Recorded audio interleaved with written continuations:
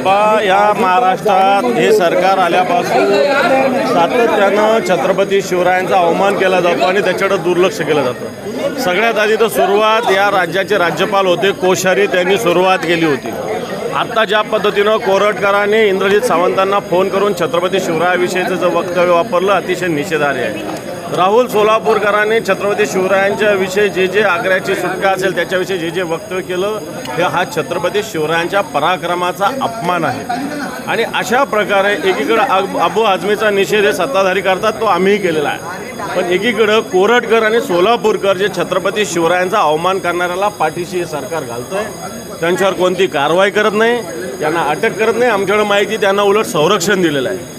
पुणे महापालिकेने तर सोलापूरकरांना सांस्कृतिक विभागाची ती कोणती समिती त्याच्यावर एक सदस्य म्हणून नेमलेला आहे। आपण हे सरकार दुटोंडी सरकार आहे। हे सरकार ज्या पद्धतीनं काल त्या अबू आझमीचं आलं, अबू आझमीनं कशासाठी केलं, एक संभाजीनगरच्या माजी खासदारांनी सांगितलं की याचे जागेचे लफडे अनेक ठिकाणी हा भारतीय जनता पार्टीच्या म्हणण्यावरच काम करतो, असं आम्ही नाही म्हटलं, MIMच्या एका खासदारांनी म्हटलं आहे।